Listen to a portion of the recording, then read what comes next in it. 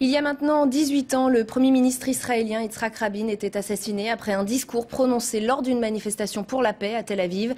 L'homme de 73 ans est touché de plusieurs balles tirées à bout portant dans le dos. Il mourra quelques heures plus tard à l'hôpital et le drame va évidemment provoquer une onde de choc en Israël et dans le monde entier.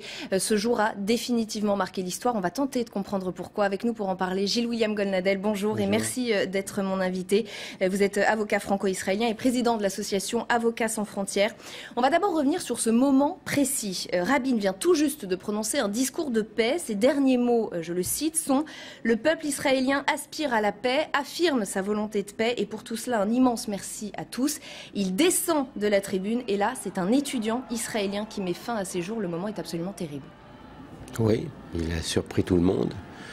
On ne pensait pas qu'il y avait des risques comme ça à l'égard de Yitzhak Rabin. Moi, j'ai connu Yitzhak Rabin. Je l'ai rencontré 2 fois. J'étais jeune parce que c'était après le octobre 73, après la guerre du Kippour.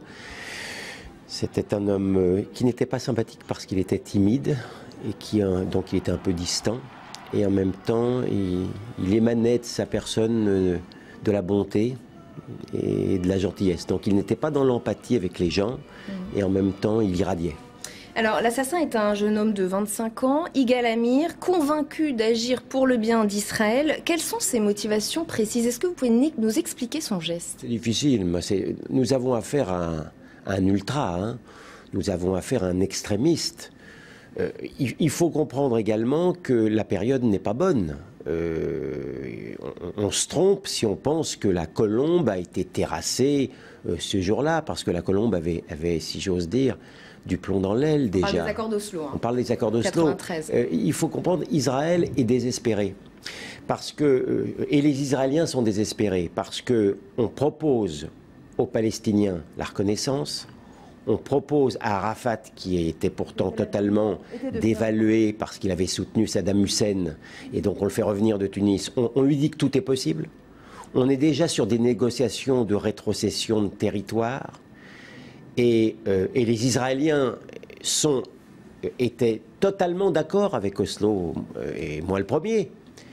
Et on s'aperçoit que le Hamas continue de faire des attentats. On s'aperçoit qu'Arafat louvoie avec le Hamas et libère les terroristes quelques semaines après avoir été emprisonnés. Donc dans le pire des cauchemars israéliens, et en plus pour le même prix, si j'ose dire, l'Occident. Aujourd'hui, on a béatifié, on a canonisé Yitzhak Rabin. Mais à l'époque, Yitzhak Rabin a déjà moins bonne presse dans l'Occident. Rabin et Peres ont été adulés lorsqu'ils ont signé les accords d'Oslo. Mais ensuite, l'encre d'Oslo était à peine sèche. Lorsque le Hamas a commis les attentats et que Rabin a décidé de faire du contre-terrorisme. C'est-à-dire Rabin a dit « je vais lutter contre le terrorisme comme s'il n'y avait pas de négociation et je vais négocier comme s'il n'y avait pas de terrorisme ». Mais en Europe, en France, on n'a pas compris ça.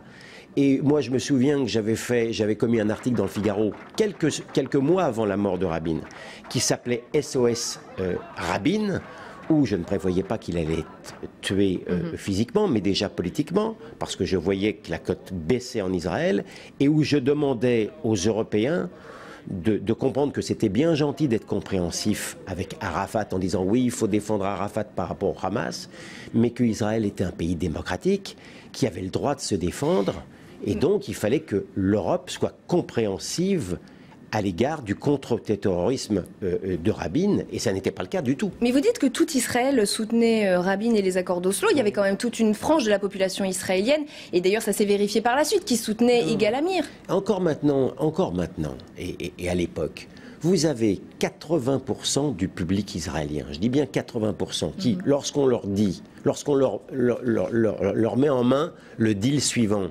si pour une paix définitive, êtes-vous d'accord dans ce cas-là pour rétrocéder la plupart des territoires contestés?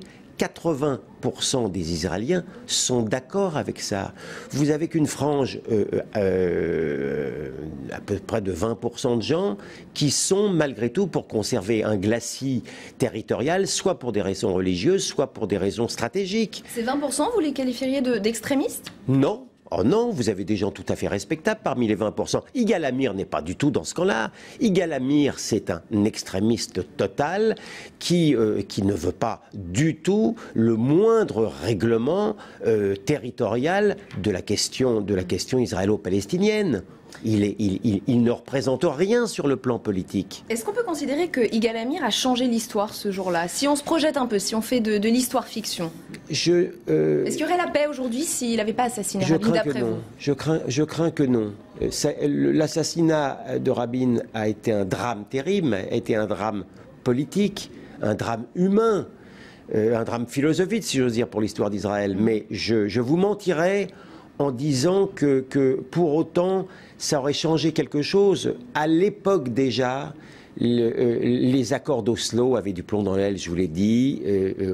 Le Hamas avait massacré les accords d'Oslo et Arafat avait, du point de vue israélien, éminemment déçu. Et on s'est aperçu qu'ensuite, de toute manière, plus tard, Arafat ne voulait pas signer un règlement territorial. Sur le plan de la sécurité, comment un tel assassinat a-t-il pu avoir lieu? Comment c'est possible? Il ne se sentait pas menacé physiquement, Rabin?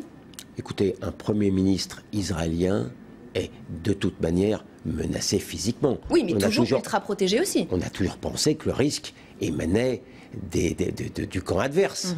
On imaginait mal qu'il puisse émaner du camp des Israéliens. Cela étant, on savait bien qu'il y avait des terroristes juifs aussi. Maintenant, vous savez, quand vous avez quelqu'un de déterminé, et qui en plus, c'est vrai, n'inspirait pas la même méfiance parce que il était israélien, c'est difficile d'arrêter. On a tué Kennedy, on a tué Indira Gandhi. Comment c'est vécu ça à l'époque par les Israéliens, que ce soit un Israélien qui tue un autre Israélien? Comme une catastrophe supplémentaire, je pense.